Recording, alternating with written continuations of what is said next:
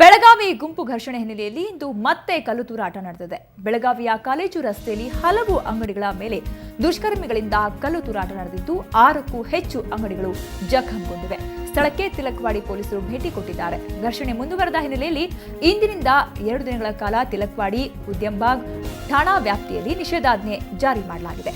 ಘರ್ಷಣೆಯಲ್ಲಿ ಯುವಕನ ಕೊಲೆಗೆ ಸಂಬಂಧಪಟ್ಟಂತೆ ಆರೋಪಿಗಳ ಬಂಧನಕ್ಕೆ 3 ತಂಡವನ್ನ ರಚನೆ ಮಾಡಲಾಗಿದ್ದು, ಶೀಘ್ರವೇ ಆರೋಪಿಗಳ ಬಂಧನಕ್ಕೆ ಕ್ರಮ ಕೈಗೊಳ್ಳುತ್ತೀವಿ ಅಂತ ಬೆಳಗಾವಿ ಪೊಲೀಸ್ ಆಯುಕ್ತ ಭಾಸ್ಕರ್ ರಾವ್ ಹೇಳಿದ್ದಾರೆ.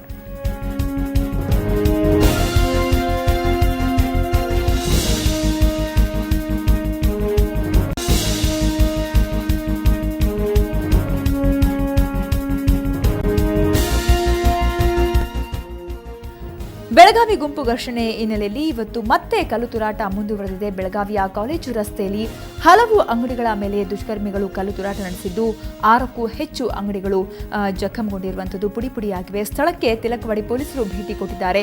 ಘರ್ಷಣೆ ಮುಂದುವರೆದ ಹಿನ್ನೆಲೆಯಲ್ಲಿ ಇಂದಿನಿಂದ 2 ದಿನಗಳ ಕಾಲ ಒಂದು ತಿಲಕ್ವಾಡಿ ಉದ್ಯಂಬಾಗ್ ಠಾಣಾ ವ್ಯಾಪ್ತಿಯಲ್ಲಿ ನಿಷೇಧಾಜ್ಞೆಯನ್ನು ಜಾರಿಗೊಳಿಸಲಾಗಿದೆ.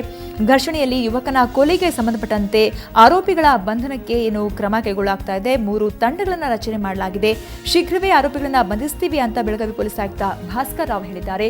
ಕಿಡಿಗೇಡಿಗಳ ದುಷ್ಕೃತ್ಯ ಇವತ್ತು ಕೂಡ ಮುಂದುವರೆದಿದೆ. ಕಲ್ಲು ತೂರಾಟ ಮುಂದುವರೆದ ಹಿನ್ನೆಲೆಯಲ್ಲಿ 6ಕ್ಕೂ ಹೆಚ್ಚು ಅಂಗಡಿಗಳು ಜಖಂಗೊಂಡಿವೆ.